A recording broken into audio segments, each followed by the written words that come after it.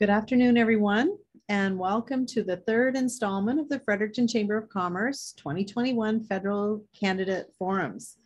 I'm going to start out today by letting you know that today's session is being recorded. It's going to be posted on our website later this week. We'd also like to thank Rogers TV for recording the series. Each session is going to air on Rogers TV, Channel 10 in Fredericton at 5 p.m. and 9 p.m. on the day following the recording. All four are also going to run twice consecutively on Saturday, beginning at 1 p.m. and again at 6 p.m. Check out their website for full details. And I would ask that in order to facilitate the taping, we'd ask people to turn off their cameras. So welcome again. My name is Krista Ross. I'm CEO at the Fredericton Chamber of Commerce. And this week we are virtually hosting 4 of the candidates in the Fredericton riding. You can still register for tomorrow's final forum on our website. A link is going to be placed in the chat box. And we really appreciate the participation of the candidates. We know their schedules are very full from morning until night, especially this week as we approach Election Day on Monday.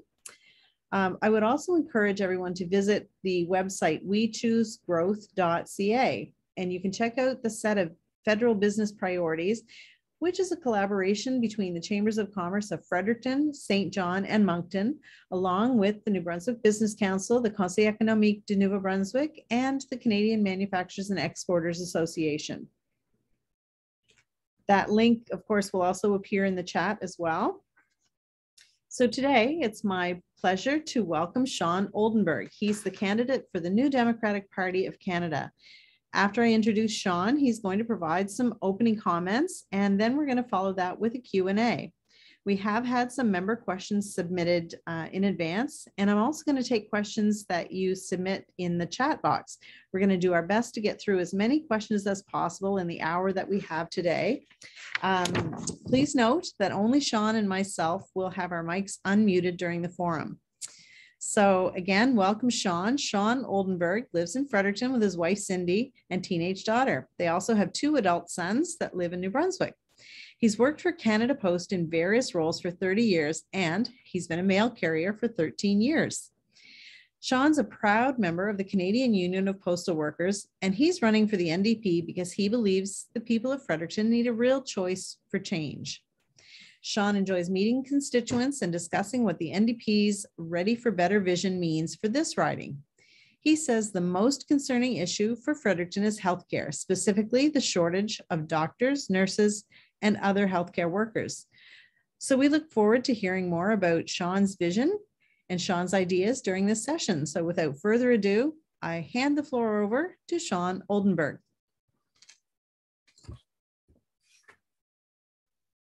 Thank you, Krista. I appreciate that. First, let me say thank you to everybody for inviting me. I am Shawn Oldenburg, the NDP candidate for Fredericton. Just to start off, it's very important to me and the party that all voices are heard. That means all workers, all seniors, all young people, and everybody needs to be appreciated. We are all ready for this pandemic to be over. We want to feel safe. We want to see our loved ones, and we look forward to the future. We want to look forward to a bright future. The pandemic's been hard on all of us, some more than others. The seniors, those below poverty levels, and people like that. The homeless has been critically terrible for, but there are many groups who it's been hard for, but we're all in it together as Canadians. Trudeau offered a $1,000 CERB to replace the EI benefit for unemployed workers. The NDP increased it. Jagmeet Singh pushed for it to be doubled and extended, and furthermore, carried it on to more people who may not otherwise qualify for unemployment insurance. The Artist Society, gig workers perhaps who didn't have the hours. The NDP made sure to get that CERB help to everybody. Trudeau only wanted a 10% wage subsidy, and the NDP got it to 75%. And that had to be great for businesses to be able to get through this. And then there's O'Toole. Well, the Conservatives throughout this whole pandemic have been silent. They haven't offered anything constructive. The only thing they've offered is criticism. So they couldn't back up anything. The New Democrats fought for you during the pandemic. They fought for everybody. Everybody in Canada we fought for, and we've always done that because we are a Labour Party. We take care of working people. That's what we do. We're different than the other parties. We don't have pockets to fill. We don't deal in that.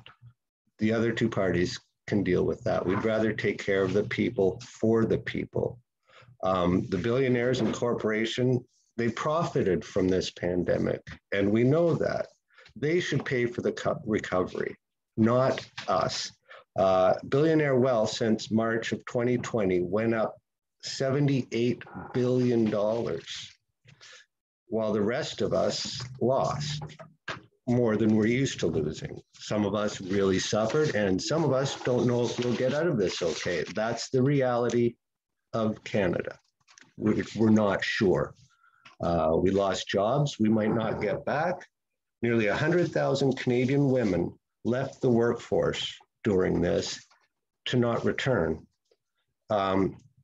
If elected, the NDP will be investing in healthcare, pharmacare, affordable housing, and childcare to take care of people. It builds an economy that works better for everybody.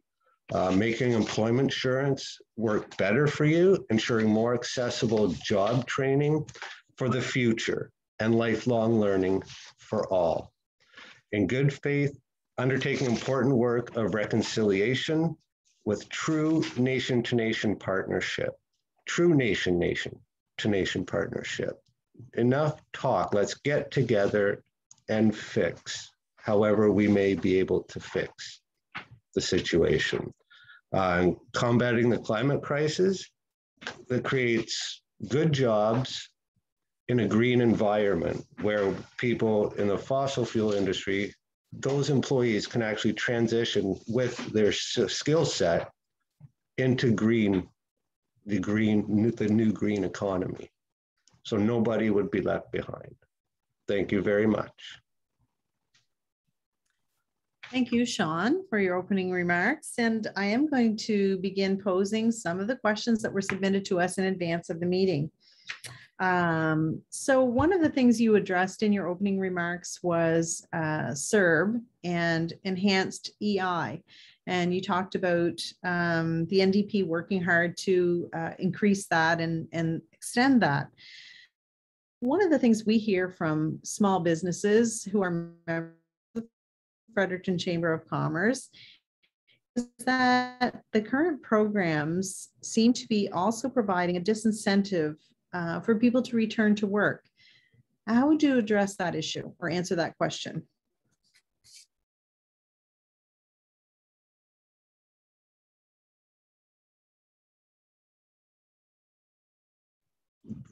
That is a good point, and it's kind of complicated. That it's not a wage shortage, or it's a wage shortage. Sorry, it's not a labor shortage. And the thing with the CERB is money got out quickly, and perhaps some people were able to survive off that. Some people were not. So basically, they have to have incentives to get back to work with a guaranteed income. Right now, if the CERB is still going and you're making more than you did working, and now you have your children at home, well, it's a win-win, but that has come to an end. So now what? How do you recover from that?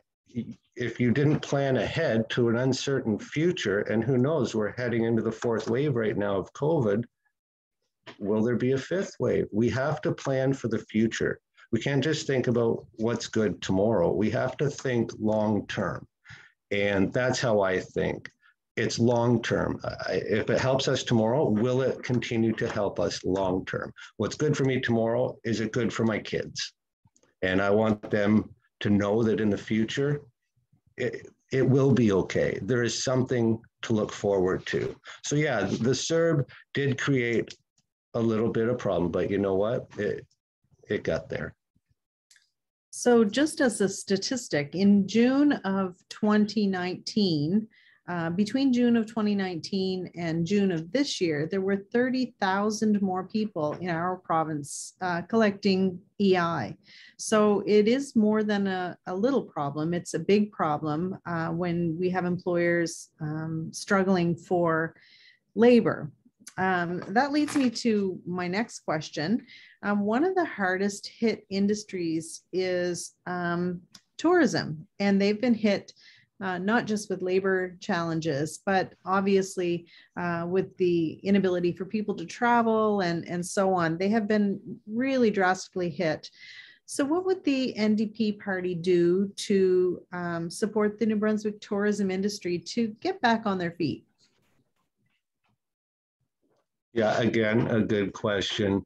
They need to incentivize the people to get back to work, increasing the wages, subsidies for small business. We need programs that take care of these people to get them back to work, where they can see it will take care of them once you throw in healthcare, affordable daycare. It's all part of the big picture for the future for everybody. It's a process that has to happen in order if we can move forward and move forward together. You have mentioned healthcare in your comments as well, and it's an issue certainly that we're dealing with. There was a public opinion poll released earlier this week by the Canadian Medical Association saying that Canada's healthcare system, Canada's healthcare system, the number one area requiring federal investment, it's challenged with a systemic issues. So how would your party address those challenges?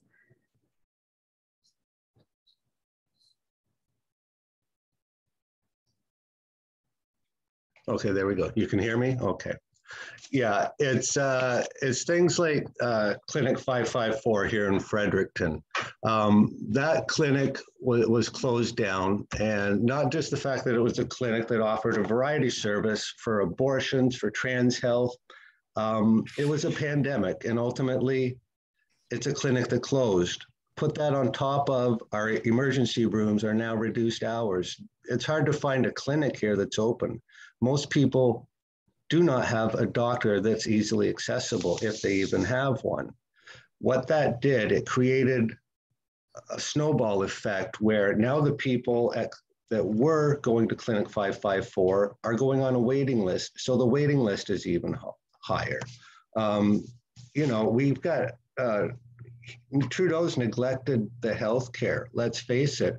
He's going back, implementing Harper's cuts.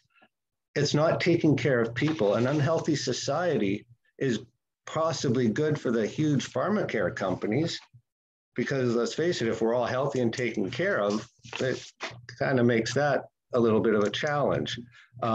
We have pharmacare to take care of the people, dental care, mental health care.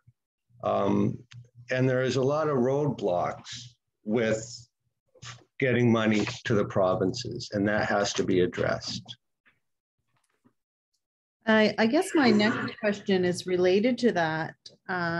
Given the exponential increase in health costs as people age, do you believe that federal health transfers should be weighted to account for the aging population and older provinces like New Brunswick? Absolutely. Can we start that tomorrow? This has to be addressed today. Seniors don't want to wait to find out if there's going to be a government in power who will say, we've just put $30 million into looking into this to see how we can best do it. So that doesn't help anybody. We want help yesterday. There has to be, if you have a guaranteed living income, if you have guaranteed care for seniors, if you take the for-profit out of long-term housing, again, it's a snowball effect. This is a huge package. It takes care of things from the ground up. It's the foundation of Canada we have to think about. Our foundation has huge cracks in it. They've been put in there for the past 70 years. Everybody just goes to the second floor, doesn't even look at what's holding it up. Well, the pandemic has shown us there's not a lot holding this up. The only sure thing we can count on is the Canadian people. So that is that. Thank you so much. One of the areas that our members have talked about when it comes to labor shortages and trying to find people is that affordable housing and housing in general is a challenge for their employees. So how does your party intend to support first-time home buyers and even new Canadians, newcomers that are struggling to find housing, struggling to find resources to meet their needs? Would you look at relaxing the mortgage stress test? Would you look at reinstating the 30-year insured mortgages? Yes, absolutely. You're right. It is a big problem, and I would reinstate that absolutely. With wages not going up proportionately to housing prices, even 30 years is kind of a stretch if people looked at their bank accounts. You know, a vote for me is a time for change. This is the whole point of the NDP. We need to make this better and more accessible for people. Housing, to get people into affordable housing, we need more affordable housing. And there used to be a plan for subsidized housing or a housing plan that they scrapped in the 80s. Well, I don't know what they thought would happen by scrapping it. That's like saying, well, we'll get rid of it and the plan and the problem will go away because they're not big business. They'll just keep working and we'll take care of it that way. But you have to take care of the people, and that's, you know, we have to subsidize the housing and make it affordable and make it easier. Would your government implement a national housing roundtable with working with all levels of government to address this issue? Absolutely. I believe that's the only way anything can get done. I'm just, well, I'm a letter carrier. That's my profession. I don't pretend to know the solutions, but I know the best way to deal with problems is talking to the people. And that should be easy since government represents the people. So as it relates to housing, there's also an issue in our community and in many communities across the country with regards to homelessness. And we've also touched a bit on healthcare. What assistance could you offer in relation to mental health and homelessness? Because those tend to be under healthcare, which is a provincial responsibility. Would you provide funding? Would you support organizations that are mitigating homelessness? And how would you support those trying to get out of homelessness? I totally understand. Lots of funding, lots of funding. Healthcare is, without healthcare, we have nothing. There has to be healthcare. With the homeless, I'm not a professional, but what has to be done is they need to be taken care of. If they can get a doctor, if they can get treatment they need, if they can get the drugs they need, if they can see their government is trying to take care of them and help them. And that works huge with people. I have days where I think, why isn't the government helping these people? Well, they're not talking to them, so they're not trying to help. They're just letting it go.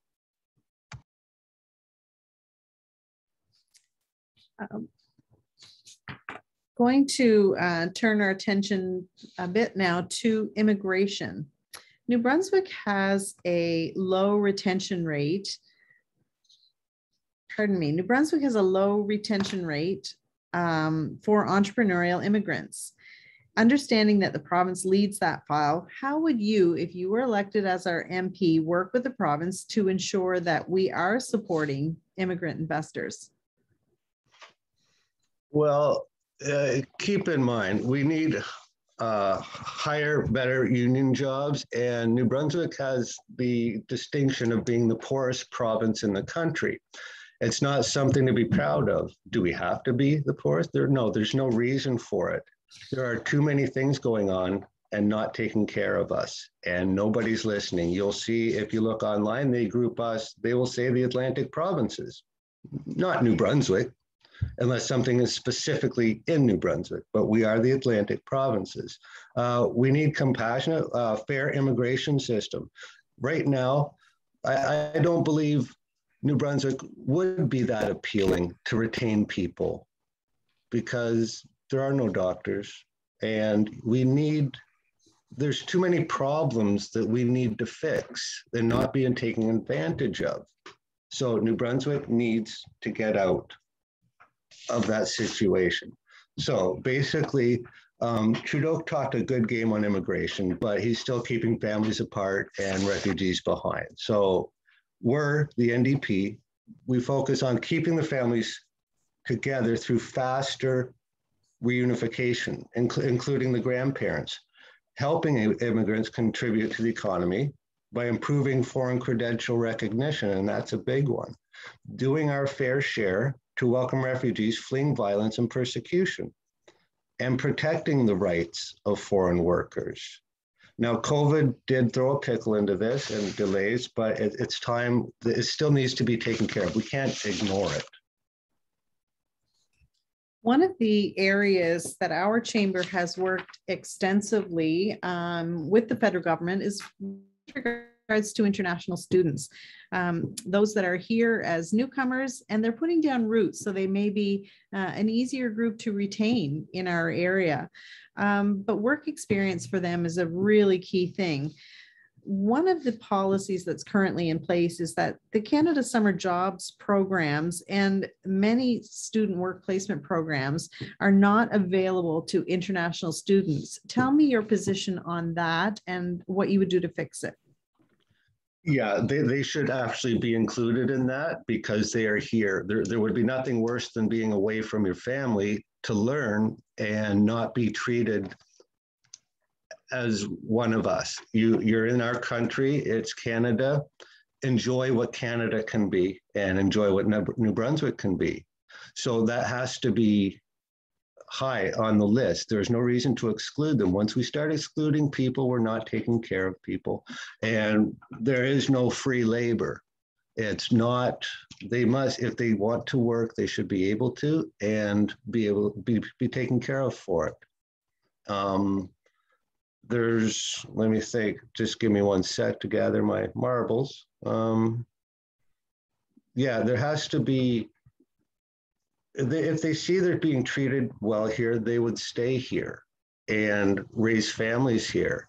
And we need that. We need that encouragement.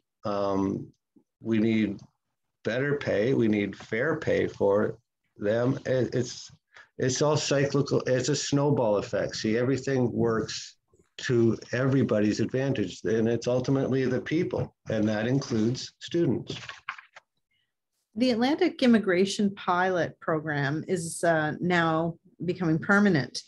Do you think it should be expanded? Can we settle more newcomers than we already are? I believe we can. I think it should be extended, and I do think it is, but you need better pay and fair pay. That has to be part of the attraction of people. They want to come to be able to survive, not come here and have to worry and wonder what tomorrow will bring. I'm going to turn our attention to a question that was received in advance with regards to R&D funding. New Brunswick receives about 43% less R&D funding from the federal government than the national average.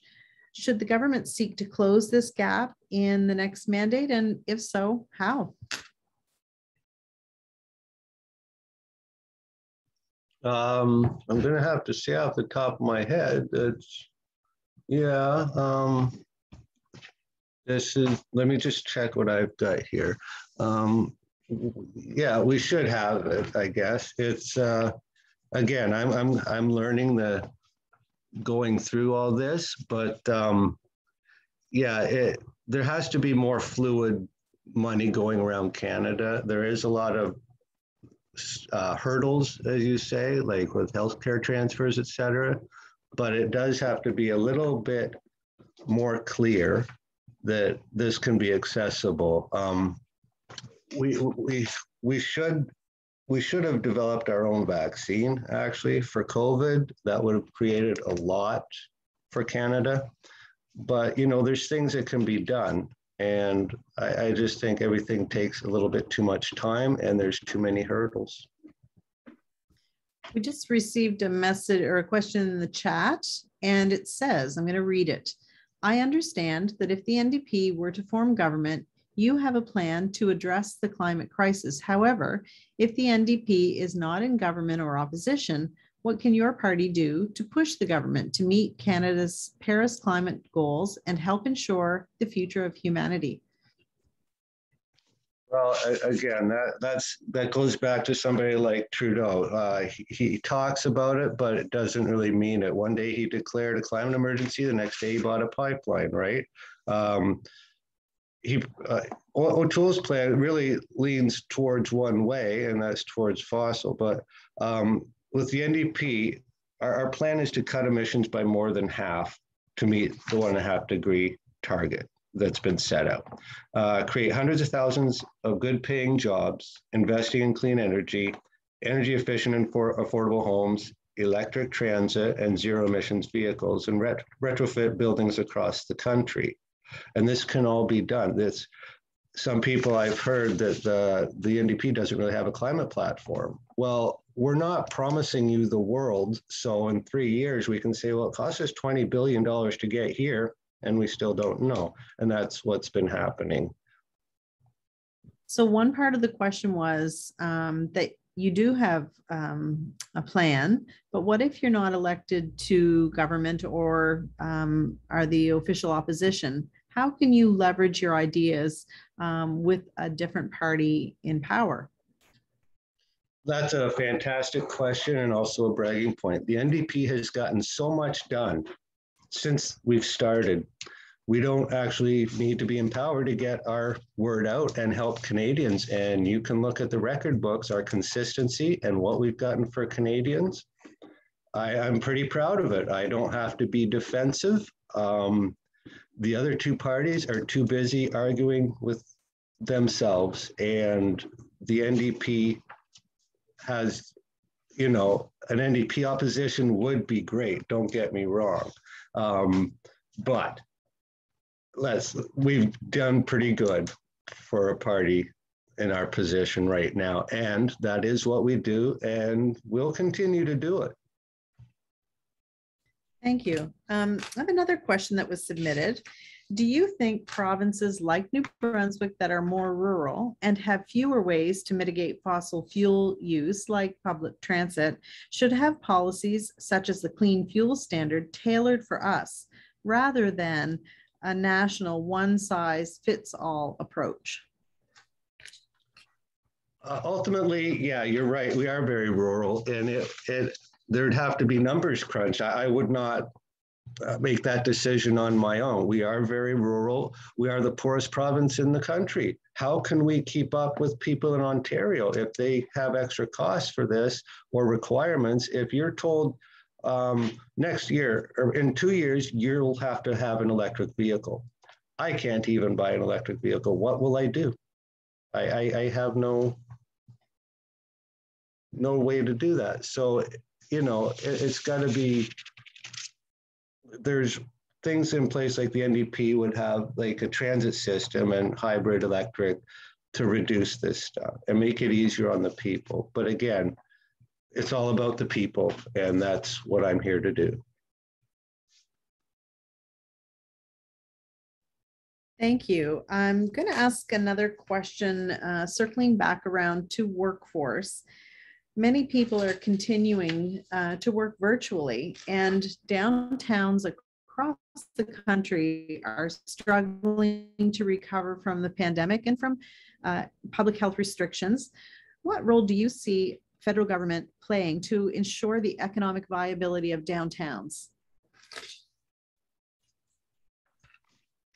Um, well, the pandemic has only made things worse. It feels like the system is rigged and impossible to get ahead.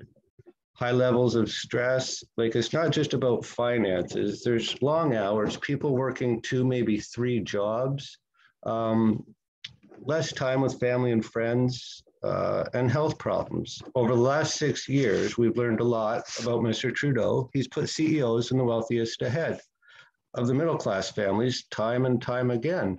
Um, he's offered Canadians the bare minimum while protecting the rich. It's one country, 2 pandemics, breaks for the wealthiest, and no recovery in sight for our youth or low-wage earners. We'll use the wealth tax and a wealth and excess profit tax to invest in people. The pharmacare saves the average family $500 per month, taking climate crisis and create jobs in every community, and forgiving up to $20,000 in student loan debt. And will subsidize businesses, especially in downtown. So when you talk about subsidizing businesses, especially in downtowns, tell me what that looks like. Well, just basically, it would be the subsidies for a small business. If you're a small business owner, you're struggling right now, but with the restrictions and all that, but helping them stay afloat. Now, obviously, I wouldn't have the exact numbers because that wouldn't be my area.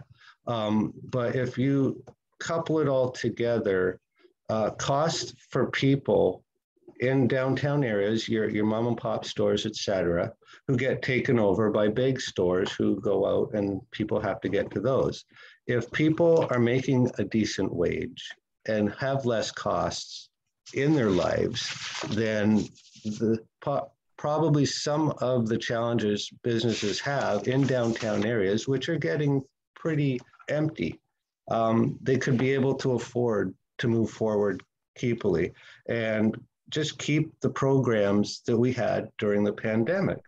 Keep them. We can do it. We know we can. We've been doing it. Let's just keep doing it.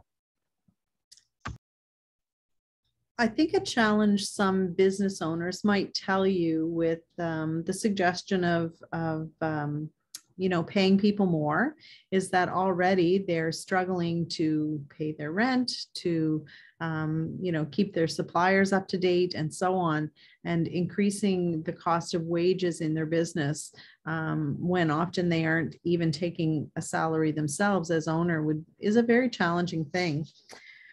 I want to ask you another question.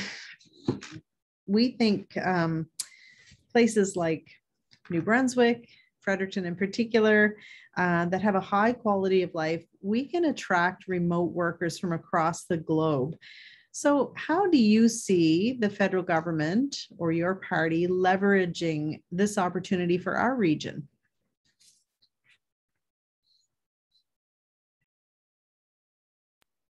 Back and forth with my notes here. Yeah, newcomers played a critical role during COVID-19. Canada is stronger when we keep families together. Trudeau, yeah, we have to keep families, or he's keeping families apart and taking way too long and leaving newcomers behind. So the NDP is just going to focus on keeping families together, helping immigrants contribute to the economy by improving foreign credentials, protect the rights of temporary foreign workers.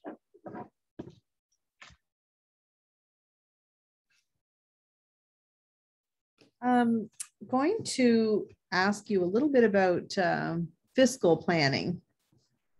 What is your party's plan for pandemic spending in the short term?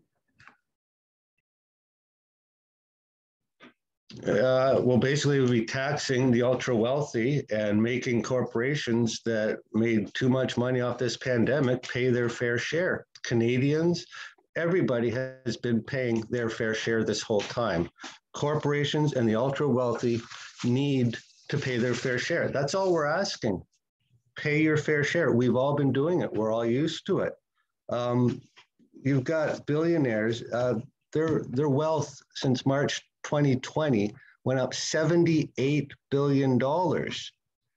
How can that be okay? And they won't pay their fair share? That is all we're asking.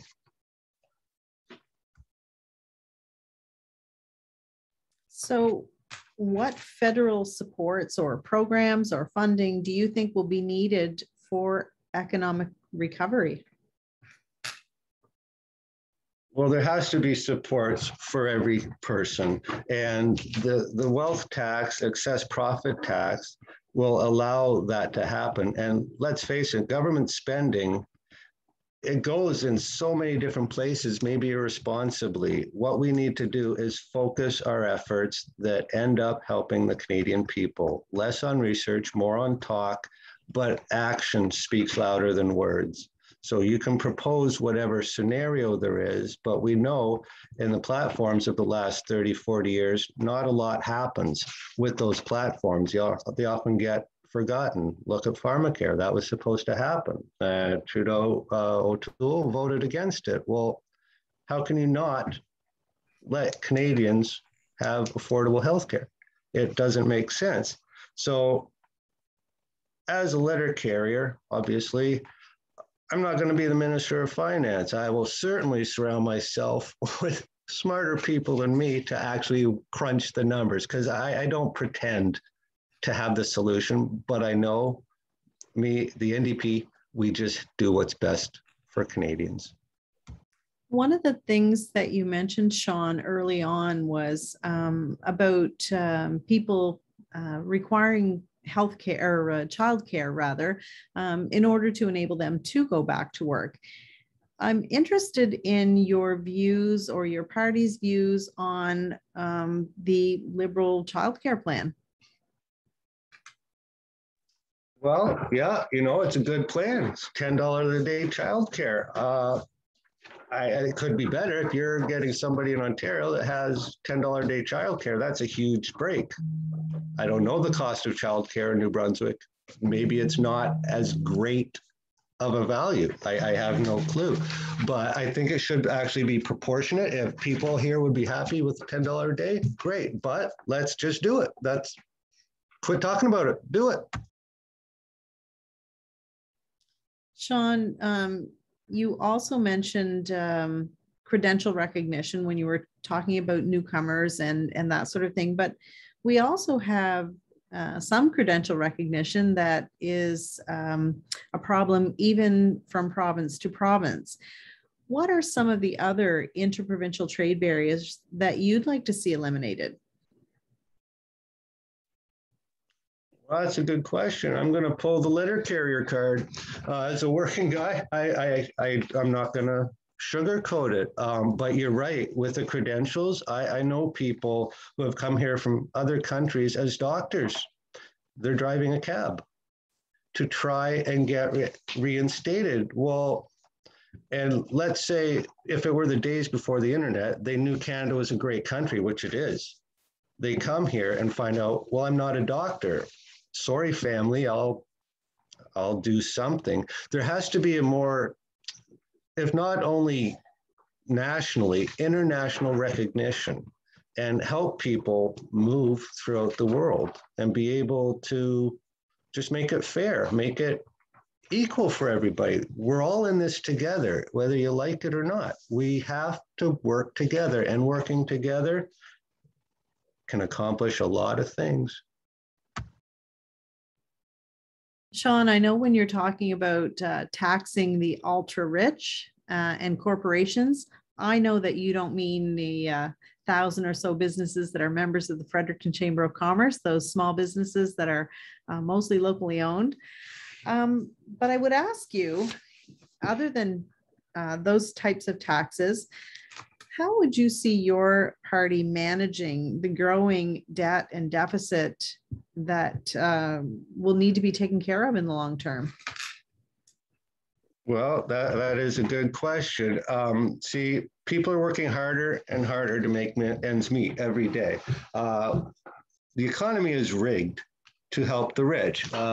For example, Trudeau talks a good game, but he voted against the 1% tax on wealth over 20 million and refused to tax companies that have profiteered over the pandemic. Even Biden is raising taxes on the wealthy. So that should tell you something. He stood by while grocery chains made record profits and took back the pandemic pay from their frontline workers. So their day-to-day job, they got a raise one day and lost it the next day. That's insecurity. Paying for the pandemic, we'll cut services. We do have a plan with the NDP. Ensuring the ultra-rich and corporations pay their fair share, getting rid of tax loopholes for the richest and big corporations, and getting tough on tax evasion and tax avoidance. It's all doable, and it should be done. I'm going to circle back around to something else that you said in your opening comments. What are the next steps that you think the federal government should take regarding reconciliation? That's an excellent question.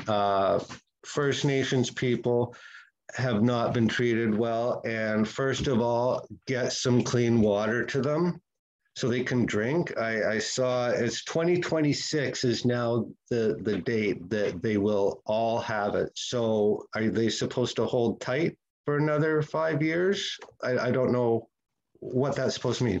Do it. You said you'd do it, so just get it done. Truth and reconciliation has to be a nation to nation true talk. That's the only way it can happen. I can't make a decision. I would need to know what they want. How do we move forward? You give them funding, you give them safe housing, clean drinking water, but yesterday, clean drinking water. Do whatever you can. This is critical. These are people's lives. They do not deserve this. If Ottawa didn't have drinking water today, you can be sure it would be fixed by tonight. There's no doubt in that. Respectable, safe health care for First Nations, and the justice and the court battles and the underfunding of Indigenous children's services. That this is a step forward. We need to open a discussion that is truthful and meaningful, not with underlying intentions. Thank you, Shawn, for that answer. We have just a few moments left, and I'm going to take this opportunity to turn the mic over to you and let you have the final word for our guests today. And for those that are watching this televised, and thanks again to Rogers for doing that for us. So Shawn, I'll turn the mic over to you and invite you to have the last word. Well, thank you very much again for having me. The New Democrats are different. We're different from the others because we are the working people. We always have been, and that is what we continue to do. From Tommy Douglas, Jack Layton, my motivators, we know good jobs that treat people fairly make a real difference to Canadian families, and that setting Canadians up for success in the work world of the future benefits us all. New ways of thinking can help shape the recovery from this COVID-19 crisis, help make our economy fair and deliver the results we all want. We've seen over the past 6 years, a Liberal Prime Minister who loves to say the right thing, to promise to address the issues to all Canadians, but with no intention of delivering them. You can refer to his platforms and what he actually does. He's been promising pharmacare, childcare for decades. He was supposed to do it and he's not, and this will continue. He could have the greatest platform today. It won't do anything tomorrow. May 2020, 15 months ago, Mr. Singh called on Justin Trudeau to introduce paid sick leave. He said provinces need to look at the way to deliver sick leave directly through employers, which the federal government can't do. Then in August, he said, yeah, we can do that. So it's all what he wants to do. It has nothing to do with whatever rules that we are unaware of. We have a Conservative leader who wants to convince you that he's dragging his party kicking and screaming into the 21st century, all while the majority of his caucus contradict him on key social issues. Every day he talks about privatization and your health care. Creating a system where the rich can pay to jump in line. we have a record of fighting for you. Instead of protecting billion-dollar companies that profited off the pandemic, but paid no tax, we have fought for you and your family, and we will continue to do so, pushing the Liberal government on supports that help regular Canadians and small businesses get through the pandemic. Get the national housing strategy back in place. Repair all the cuts that have been made in our foundation. The cracks need to be addressed, and honestly, there's a lot of them. So if we're not looking at them and talking about them, they're just going to get bigger. Thank you so much. Thank you, Mr. Oldenburg, our NDP candidate for Fredericton. I know that you've made the very difficult decision of suspending your door knocking for the campaign due to the rise in cases. And I'm glad that we were able to give you this opportunity for a live, not in person, but a live virtual presentation to our community. And as mentioned before, we will be sharing this with our membership through our website, and Rogers will be broadcasting it as well. So thank you very much for your time today. I understand that this is an incredibly busy time for candidates in an election. And so I thank you for that. I know everyone in attendance is better informed about your policies and platforms because of it. At this time, I'd like to invite everybody to take advantage of attending our final candidate forum, which is tomorrow. It's at 1 p.m. It's with Jenica Atwin, the Liberal candidate. And of course, please don't forget to go out and vote between now and September 20th. Thanks, everybody, and have a great rest of your day. Thank you so much.